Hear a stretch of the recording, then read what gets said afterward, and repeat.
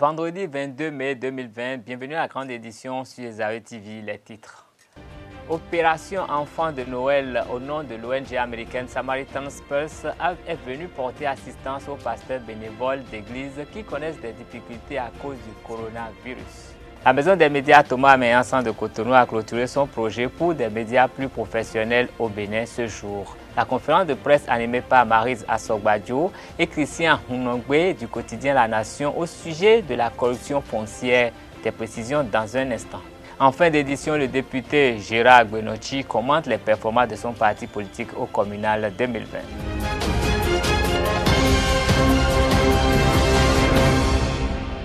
Mesdames et messieurs, bonsoir et bienvenue dans cette édition. Pour aider les pasteurs bénévoles à traverser cette période de crise sanitaire, l'ONG américaine Samaritan's Purse a fait don de sacs de riz et des bidons d'huile à ses serviteurs de Dieu ce matin au siège de l'ONG Opération Enfants de Noël qui les représente ici au Bénin au quartier Fijirosset de Cotonou. Le récit de Jean-Didier Sekai de Diepté Hungé.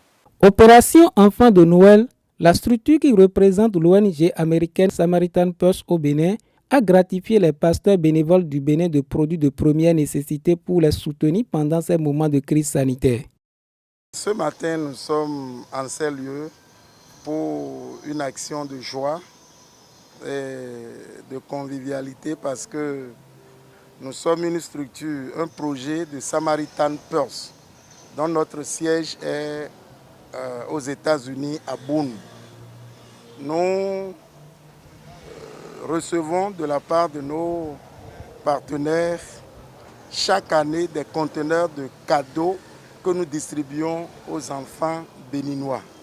C'est un projet d'évangélisation et de bien-être des enfants.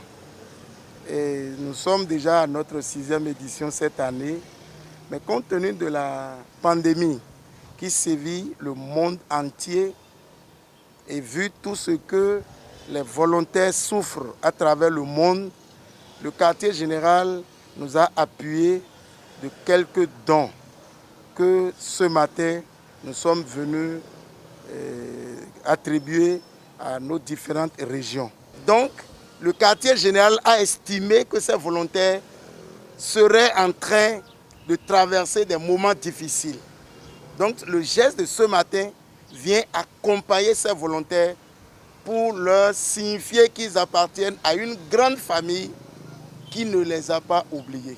Comblés, les bénéficiaires ont exprimé leur gratitude à l'endroit des donateurs. Nous sommes venus sur l'invitation du coordonnateur de guide national et puis il nous a surpris par des sacs de riz et puis des bidons d'huile pour nous accompagner. Vraiment, nous sommes contents dans la mesure où actuellement nos églises sont fermées et c'est très difficile pour un pasteur qui jouissait de l'église et dont l'église vient d'être fermée il y a un peu plus de 2 mois. Vraiment, nous sommes contents, nous les remercions, que Dieu leur en soit gré. Je vais faire un clin d'œil à l'EDN, l'équipe de direction nationale, par qui nous avons eu ces dons. Je demande aussi aux partenaires, parce que ça fait un moment qu'on a eu le contact pratique avec eux, mais on ne les joint pas des coups de fil et pas les WhatsApp. Je leur demande de prendre courage. L'église va reprendre bientôt et nous allons reprendre nos enfants en main. Quant au PGV, c'est tout ce que je voulais ajouter. Je profite de l'occasion pour remercier nos donateurs qui ont pensé à nous. Nous croyons que c'est un acte de compassion, d'amour et ça va nous aider. Ça va véritablement nous accompagner. Que le Seigneur les bénisse et nous les bénéficiaires, que le Seigneur nous bénisse également. Amen. Et que nous puissions en faire bon usage. En dehors du fait de doter les enfants béninois de cadeaux pour les fêtes de fin d'année, Samaritan's Purse apporte son soutien aux pasteurs dans plusieurs pays du monde. La distribution de vivres reste une grande formule pour éviter le désastre dans plusieurs couches sociales. Comme Samaritan's Purse, Abacus Foundation l'a aussi compris. Cette fondation a choisi de soutenir les fidèles musulmans en ce dernier jour de jeûne, influencés par les mesures engendrées par la COVID-19. Ainsi, des kits contenant du sucre, du riz et des boîtes de sardines ont été distribués dans des mosquées des quartiers Akpakpa, Dantokpa, Djonké, Zongo et Kokokoji.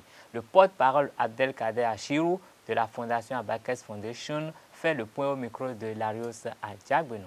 Ce qui est de la distribution des sacs contenant les vivres pour les musulmans, lesquels sacs contiennent du riz, du sucre, de la sardine et bien d'autres ingrédients qui contribuent quand même à l'assaisonnement d'un bon mets. On a distribué environ près de 200 sacs à chaque endroit. Et comme je vous l'ai dit tout à l'heure, on a eu à faire à Papa, on a fait Dantokpa, on a fait Djonké, on a fait Zongo et on est actuellement à Kokokodji. Je vous le disais tantôt, les équipes vont poursuivre la distribution dans le département de l'Ouémé et également de façon un peu en ce qui concerne les coordinateurs qui sont dans les départements du septentrion, un peu dans le septentrion, afin qu'il y ait une certaine homogénéité dans la distribution de ces vivres aux fidèles musulmans qui, dans la soirée de ce jour, vont achever le mois de Ramadan. Et vous savez que l'islam est fondé sur les valeurs de piété, de partage et d'amour. Et donc, c'est fort de cela que la présidente de la Fondation Abakès, Madame Abakès de Rosa, a pris l'initiative que l'on parcourt un peu les grands lieux où ça trouve beaucoup plus de fidèles musulmans, un peu partout, sur toute l'étendue du territoire national, afin de leur apporter un peu la joie de cette célébration de la fête de Ramadan qui sera effective demain. Les responsables de ces lieux de culte n'ont pas manqué d'exprimer leur joie en cette occasion. Nous remercions Allah subhanahu wa ta'ala qui nous a permis de débuter le mois de Ramadan. Nous l'avons débuté dans cette pandémie et nous sommes finalement vers la fin qui nous a tellement encouragés, sanctionnés par la présence de Abakès Foundation. Nous remercions sincèrement la Fondation pour cette grande générosité, ces dons, ces vivres qu'elle a partagés à l'envers des pauvres, des nécessiteux. Nous demandons à Allah subhanahu wa ta'ala d'accorder une longue vie à cette fondation. Amen. Et nous demandons la grâce d'Allah subhanahu wa ta'ala pour que la fondation reste longtemps sur le terrain. Amen. Et dans les œuvres humanitaires. C'est une grande joie pour nous. Même le fait de venir seulement est une joie pour nous. Donc cette année, nous avons vécu un Ramadan spécial qui est riche d'enseignements pour nous. Je viens d'en parler au Cap FM. Très riche d'enseignements, ça nous a permis d'être avec nos familles, de prier ensemble et de resserrer les liens familiaux. Donc c'était très enrichissant. Ça nous a permis aussi de connaître notre religion autrement. Donc nous vous remercions, nous remercions l'ONG Abakès d'être venu. ẹ̀ ń sì ń retí ẹ̀san lọ́dọ̀ ọba tó ní ẹ̀san lọ́dọ̀ náà lọ́lọ́run ń tẹ́ wá ṣe ẹ̀ ń sọ pé ó kéré lójú tí ó tóbi lọ́dọ̀ ọlọ́run kúrò náà Muhammad sallallahu alayhi wa sallam ó ní ẹni tó bá fún yàn ní dẹ̀bí inú ẹ̀yọ kan tó fi sínú ládàá rẹ̀ òun ò lè máa ń pípẹ́ tó èyí tẹ́ wá ṣe yìí ọjọ́ wa lójú pípọ̀ jù ọlọ́run kó ṣàgbéga fún yín bẹ́ẹ̀ tí ń ṣe yìí náà ọlọ́run dákun má ṣe tọdún yìí láṣẹ máa fún yín ẹ wá sí mọ́sálásí Zongo wádìí ìsìlámù ni mọ́sálásí Zongo zẹ̀rìnà náà ni gbogbo àwọn jàmáà tí wọ́n sì wà ń bẹ̀rẹ̀ wá tẹ́ lọ́rùn láwọn mùsùlùmí aláwọ̀ ọlọ́run ó dùn yín nú iṣẹ́ yín ó lọ wájú ọbẹ̀ lérí olórí fi wá kan yín náà tẹ wà ń bí tẹ̀ ń mójútó láti jẹ tata ń pera wa báyìí láṣẹ ọlọ́run ó dùn ó tì wá ẹgbẹ́ náà yóò lọ wájú ẹ ṣe jù báyìí lọ tọdún mi yóò jù báyìí lọ àwẹ̀ tọdún yìí kò ní jẹ́ àṣemọ fún wa àtọrọ bẹ́ẹ̀ lọ́dọ̀ yín ní ẹnu ìmáàmù ni mo fi ń tọrọ fún yín ọlọ́run yóò sì fàṣẹ sí bẹ́ẹ̀ àdúrà àwọ̀ gbà àlékún àlàáfíà ẹ̀mí gígùn ọlọ́run ó jogún ẹ̀ fún wa ń tá máa fi ṣe nǹkan yìí ọlọ́run ó jogún ẹ̀ fún wa àti gbogbo àwọn òṣìṣẹ́ náà lọ́kùnrin lóbìnrin ọlọ́run yóò fún wa lálàáfíà àtẹ̀mí gígùn yóò sì gbàdúrà ẹnì kọ̀ọ̀kan wa ẹkún ẹnì kọ̀ọ̀kan wa ọlọ́run yóò sọ ọ́ dẹ̀rín ìbànújẹ́ ẹnì kọ̀ọ̀kan yóò sọ ọ́ dayọ̀ gbogbo ń tí ń jẹ́ àmúdi lára ẹnì kọ̀ọ̀kan ọlọ́run yóò wò wá sàn Une autre action sociale dans cette édition. Il s'agit cette fois-ci des étudiants de la promotion 96 de la FASEG. Ils se sont rendus à l'université d'Abomey-Calavi les bras chargés de kits composés de lave-mains, de masques de protection et du savon liquide afin de permettre aux étudiants de mieux se protéger contre la COVID-19. Je vous invite à suivre la vice-présidente de cette promotion au micro de Djepté Hunga et de Abdelkader Achirou. Nous sommes effectivement de la promotion 96 et depuis quelques années, nous avons formalisé notre association en mettant en place une association appelée Association Promo SE 96. Et c'est dans ce cadre qu'il y a quelques années, nous sommes venus remettre des bancs pour nos jeunes frères, pour leur permettre de se reposer au moment où ils n'ont pas cours. Et aujourd'hui, avec la pandémie qui sévit, nous ne pouvons pas être sourds à l'appel de nos frères. Nous avons une fois encore décidé de répondre à cet appel. Et nous, anciens étudiants de cette promotion 96, de la promotion SE 96, nous avons une fois encore décidé de nous mettre ensemble, de mettre la main à la poche pour venir soutenir nos jeunes frères et venir soutenir vous qui êtes staff de cette faculté. Et donc aujourd'hui, nous sommes ici avec 5 kits de lavage main, des kits qui vous permettront de respecter les mesures préconisées par le gouvernement pour lutter contre la pandémie. Des kits qui vous permettront de faire, comme je l'ai dit, le lavage de mains sans les toucher. Parce que vous savez qu'il y a plusieurs types de kits aujourd'hui. Mais les nôtres, plus spécialement, c'est des kits qui vous assurent la sécurité nécessaire pour éviter le Covid-19. Outre ces 5 kits de lavage mains, vous nous aviez dit que vous avez besoin de savon liquide. Et donc, nous sommes venus avec 100 litres de savon liquide pour vous permettre de faire un lavage efficient des mains. Et outre ces 100 litres de savon liquide, nous sommes venus avec 500 masques pour nos jeunes frères à leur distribuer. Vous n'êtes pas sans savoir qu'aujourd'hui, le gouvernement a mis en place cette mesure qui est exigée à tout le monde de porter les masques avant de rentrer dans un lieu public. Nous ne sommes pas venus avec grand-chose. Nous n'avons pas la prétention de solver tous les problèmes. Mais nous avons cette fierté que nous voulions être des pionniers dans ce domaine-là. Nous voudrions que les autres promotions, après nous ou avant nous, puissent aussi nous suivre et venir dans cette faculté, une faculté qui nous a tout donné, puisque nous sommes issus de cette faculté.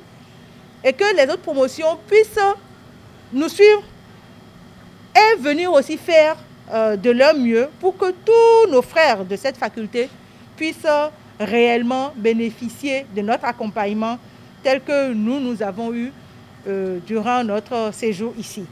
Voilà donc le message que le président de notre association m'a chargé de porter à votre endroit. Et nous espérons que ces kits seront bien utilisés et que nous reviendrons, si Dieu le veut, encore la prochaine fois avec d'autres choses. Espérons que ce ne sera plus pour la lutte contre le Covid. Espérons que le Covid serait déjà parti, mais que ce sera pour des dons qui seront vraiment plus pour l'éducation directe pour nos étudiants. Une brève dans cette édition. Plus de 40 cas testés positifs à la COVID-19 parmi les Béninois rapatriés du Koweït. Le bilan des cas du COVID-19 s'est ainsi alourdi pour le Bénin. En attendant la confirmation officielle des autorités, sur les 188 personnes rapatriées du Koweït, 45 sont positives à la PCR valable pour l'OMS, alors qu'ils sont 70 positifs à la TDR, rapporte le matinal. Rappelons qu'ils ont été rapatriés le mercredi 20 mai 2020 du Koweït par le gouvernement béninois et ont subi le test à leur descente d'avion. quelques jours après le rapatriement des 188 Béninois revenus du Koweït, le gouvernement vient d'en faire autant pour d'autres concitoyens qui vivaient précédemment au Gabon. Ils ont été rapatriés cet après-midi. Au nombre de 35, dont 5 bébés, ils ont foulé le sol béninois ce vendredi matin par le biais d'un vol affrété pour leur cause. À leur descente d'avion, ils ont été accueillis par une délégation du ministère des Affaires étrangères et de la coopération et le ministre de la Santé, Benjamin Humpati. Après les formalités d'usage, ils ont été conduits au centre de dépistage installé à l'aéroport de Cotonou pour des tests de diagnostic.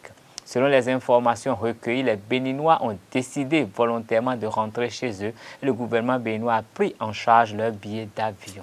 Une autre brève dans cette édition, nous venons de l'apprendre, la suspension de l'animation des marchés de bétail par le préfet du département de la Donga. C'est à travers l'arrêté préfectoral année 2020, numéro 70051 PSG-SAG-SA portant levée de la mesure de suspension de l'animation des marchés des bétail dans le département de la Donga.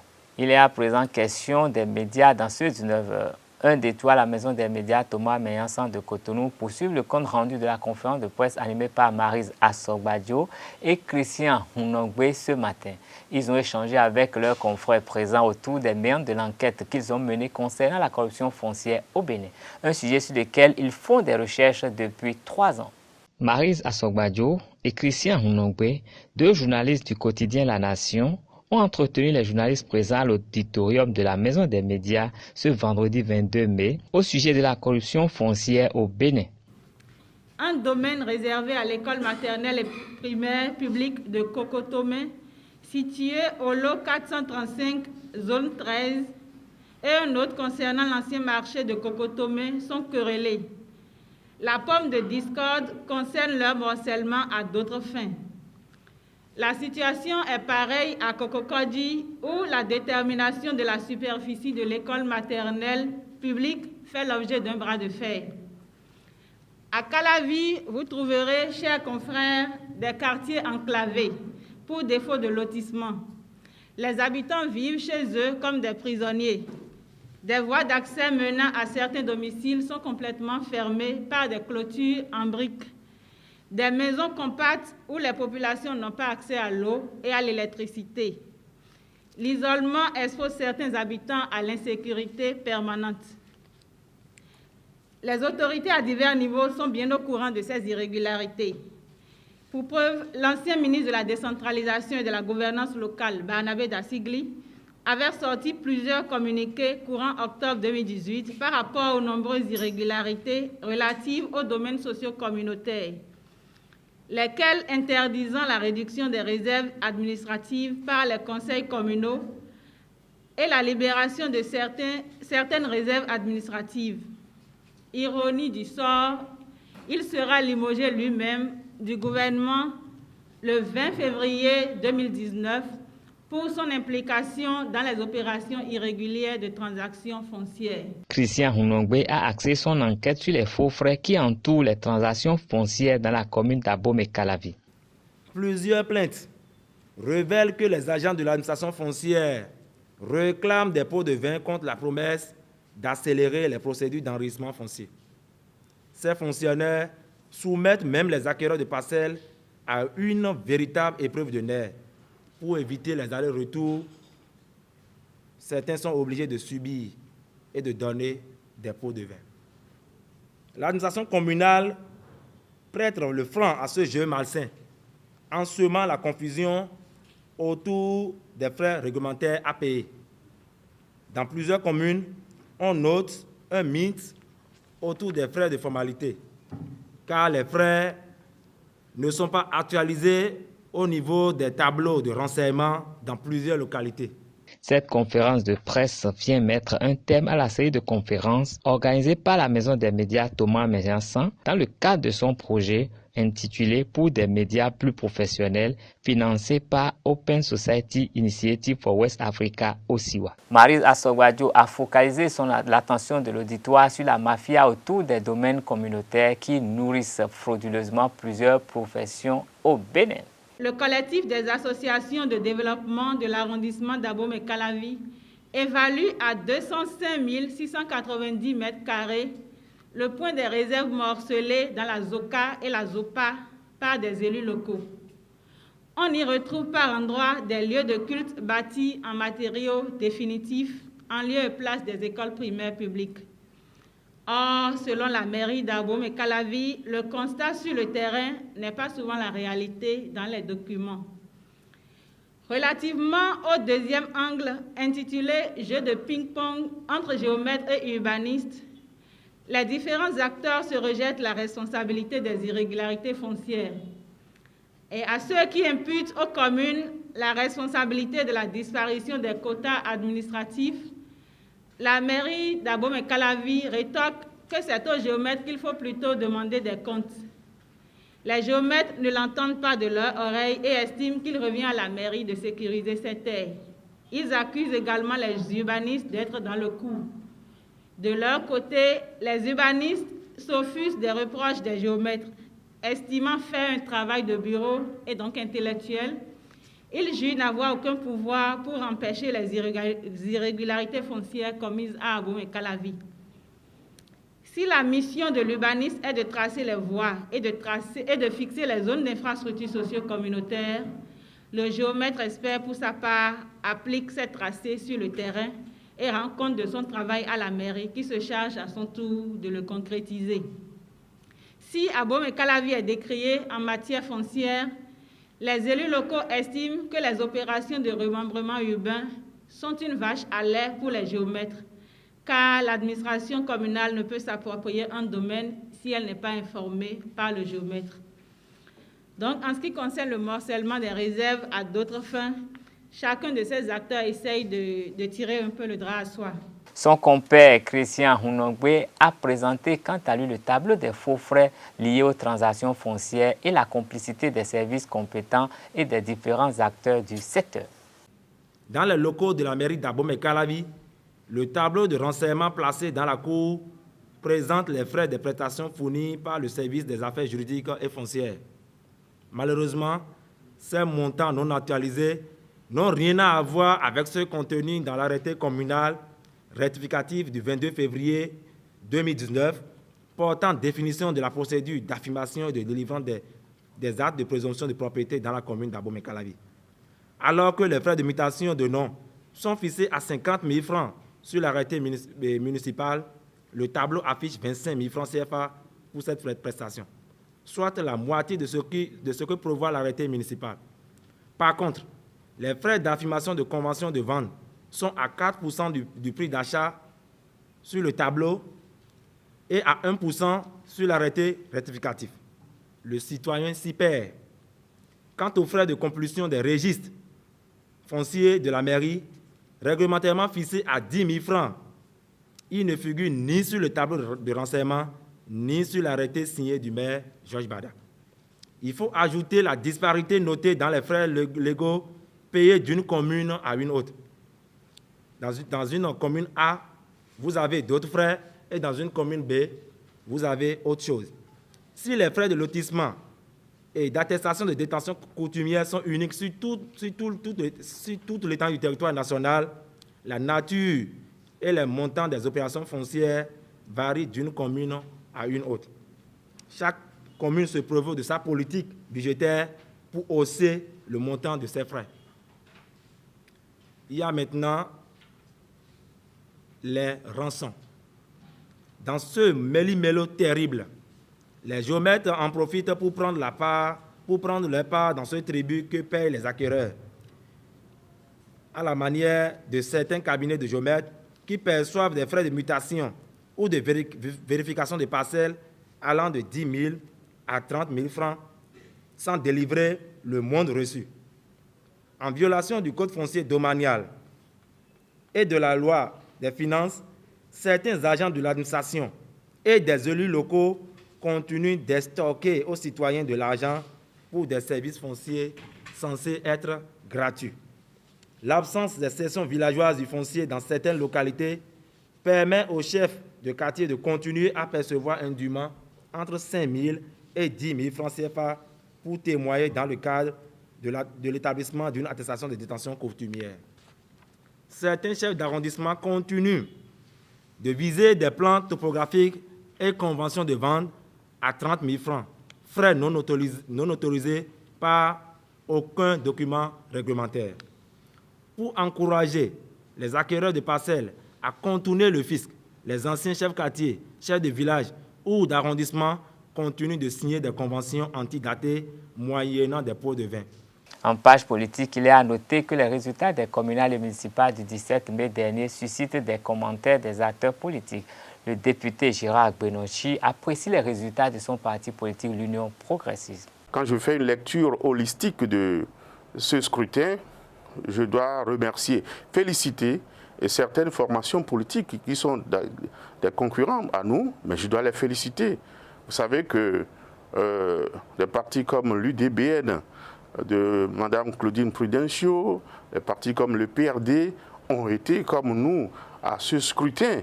Mais malheureusement, l'application du code électoral que nous nous sommes donné, la disposition de ce code qui dit que lorsque, à l'issue du scrutin, un parti politique n'engrange pas au moins 10% des suffrages exprimés au plan national, il ne peut donc s'asseoir à la table du partage des sièges. Ces deux partis, ces deux formations politiques ont été frappées par cette disposition, mais je dois leur tirer le chapeau. Bravo à eux, ils ont été donc du combat. Grâce à eux, la démocratie a été animée. Il y a une surprise aussi, c'est les FCBE, les Forces Cori pour un Bénin émergent que personne n'attendait là. Mais vous voyez, vous savez qu'à quelques jours du dépôt des dossiers, leur leader charismatique, le président d'honneur de ce parti, a démissionné, a abandonné ce parti. S'en est suivi beaucoup de démissions. On aurait cru ce parti fragilisé au point de ne pas pouvoir franchir la barre des 10%. Mais aujourd'hui, à l'arrivée, ils ont travaillé, Paul Rumpa et Sakli. Et aujourd'hui, ils sont à près de 15% du suffrage exprimé et peuvent s'asseoir à la table donc, de partage des sièges. Nous devons leur tirer chapeau. Notre concurrent direct, notre frère jumeau devenu adversaire, c'est bien sûr le BR, le Bloc républicain, qui a tout fait. Mais à la fin, disons que c'est le meilleur qui gagne. Celui qui est meilleur, c'est l'Union progressiste qui a démontré qu'elle est le parti le mieux structuré, l'organisation la mieux organisée, la mieux disciplinée, et là où il y a de l'expérience à vendre. Donc l'expérience a payé plus que toute la fougue qu'on a montrée pour prouver qu'on pouvait être les premiers. Moi, je dois particulièrement féliciter, remercier nos militants du Koufo. Vous savez que je suis du Koufo, je suis de la commune de Koulikamé. À l'issue de ce scrutin, au vu des résultats, vous savez que l'Union progressiste a remporté les 6 communes du Koufo. Vous voyez, c'est le seul département où un parti politique a pu gagner toutes les communes. Donc c'est un symbole, et il faut le dire. Et j'ai eu l'habitude de le dire tout souvent que le fief de l'Union progressiste, du parti Union progressiste, c'est le Koufo. Parce que lorsque nous avions fait l'enrôlement en ligne de nos militants, le Koufo était classé comme premier, en termes du nombre d'adhésions. Hein? Donc, cela s'est confirmé à l'issue de ce scrutin. Cela prouve effectivement qu'aujourd'hui, on peut se dire sans se tromper, sans être contredit, que le Koufo est bel et bien le fief de l'Union progressiste. Donc, partout ailleurs, nous avons eu des élus sur toute l'étendue du territoire, du nord au sud, de l'est à l'ouest, dans tous les départements. L'Union progressiste a montré qu'elle est une organisation ayant un ancrage national. C'est cela qui est visé par la réforme du système partisan. Je pense que nous sommes en droite ligne dedans. Nous sommes un parti sur lequel on doit désormais compter, la première force politique du Bénin aujourd'hui. Je suis fier donc d'appartenir à cette organisation et j'en profite pour remercier et féliciter tous les dirigeants au plus haut sommet donc de cette organisation qui ont mis donc de leurs compétences pour que nous soyons arrivés là. Remercier le gouvernement qui a mis les moyens à la disposition de la Sénat pour que ce scrutin puisse être organisé et remercier et féliciter tous les membres de la Sénat. La Sénat qui, d'année en année, montre du professionnalisme et montre que nous pouvons compter sur elle et que si cette institution n'existait pas, qu'on devait la créer. Bravo à vous, messieurs de la Sénat. Grâce à vous, nous avons pu avoir donc un scrutin bien organisé, apprécié de tous, et 72 heures après le scrutin, les résultats sont tombés. Nous vous disons merci. Ce sera tout pour cette édition. Merci de rester fidèle au programme de Zaret TV. Gardez le réflexe www.zarettv.pg. Bonsoir et bonne fête à tous les musulmans.